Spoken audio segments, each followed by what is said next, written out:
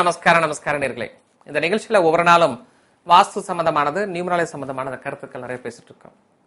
எவர் ஒருவர் மஞ்சளை அதிகமாக பயன்படுத்துகிறாரோ அவர் வாழ்க்கையில் மனம், திடம், பொருள் எல்லாமே கிடைக்கும் அப்படின்னு சொல்லி சாஸ்திரம் கூறுகிறது. இந்த மஞ்சளானது நிலத்துக்கு கீழே விளையக்கூடியது. இயற்கையாகவே இந்த பிருத்திவி சக்தியை அதிகமாக பெற்றுள்ளது. நிறைய பேர் சொல்வார்கள், சார் எங்க வீட்டுல எவ்வளவுதான் பணம் இருந்தாலும் ரொம்ப கஷ்டமா இருக்கு, ஒண்ணுமே கிடைக்கல அப்படின்னு சொல்லிட்டு. ஆனால் இவர்கள் ஒரு பர்சு கையில கொண்டு போவார்கள். அந்த பர்சு கையில கொண்டு போகும்போது எனக்கு என்ன, இந்த தேவையில்லாத இந்த ஏற்பின்னு, இந்த பின்னுக்கு, அது இது சாவி, இதுதான் அதிகமா கொண்டு செல்வார்கள். அப்போ போகும்போதே என்னன்னு கேட்டா அதிகமாக இந்த சனி பகவானை தான் நம்ம அதிகமா நம்ம கொண்டு போயிட்டு இருக்கோம்.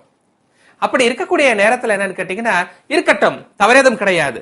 ஆனால் இந்த மஞ்சள் கொம்பு ஒன்றை என்னன்னு கேட்டீங்கன்னா அந்த பர்சல் கொண்டு போகும் பொழுது இவர்களுக்கு ஒரு மங்களகரமான செய்திகள் வரும், பண வரவும் கூடும் அப்படின்னு சொல்லிட்டு ஒரு கணக்கு இருக்கு.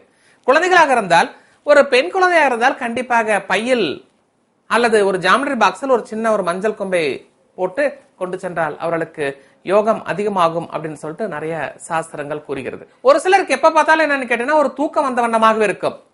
இப்படி தூக்கம் வந்துட்டே இருக்குது, ரொம்ப கஷ்டமா இருக்கு அப்படிங்கக்கூடிய நேரத்தில் இந்த ஒரு மஞ்சள் கொம்பை ஒரு விளக்கெண்ணெய் திரி போட்டு அந்த விளக்கெண்ணெய் திரியிலிருந்து வரக்கூடிய அந்த நெருப்பில் இந்த மஞ்சள் கொம்பை அப்படி காமிக்கும் பொழுது கொஞ்சம் புகை வரும். அந்த புகையை ஒரு 2 நிமிஷம் அப்படியே நம்ம இன்ஹேல் பண்ணிட்டு வரும் பொழுது கண்டிப்பாக உடம்புல எந்த விதமான ஒரு பேய் பிடி இருந்தாலும் சரி, எந்த விதமான பிசாசுக்கள் இருந்தாலும் சரி, அது வெளியே ஓடிவிடும் அப்படின்னு சொல்லிட்டு சில சாஸ்திரம் கூறுகிறது. அறிவியல் ஆராய்ச்சியும் கூட. அப்படி பார்க்கும் பொழுது இதுபோன்று இந்த மஞ்சளை ஒரு நெருப்பில் காட்டி ஒரு அந்த புகையை பிடிப்பது, அல்லது மஞ்சளை நம்ம என்னன்னு கேட்டா நம்ம வெளியே போகும்போது எடுத்து செல்வது, அல்லது ஒரு பச்சையா இருக்கக்கூடிய மஞ்சளை கொஞ்சம் அப்படியே சுண்டுன உடனே அந்த மஞ்சளை இப்படியே நுகர்ந்துட்டு இருந்தாலும் கண்டிப்பாக அவர்களுக்கு எல்லா யோகமும் வளமும்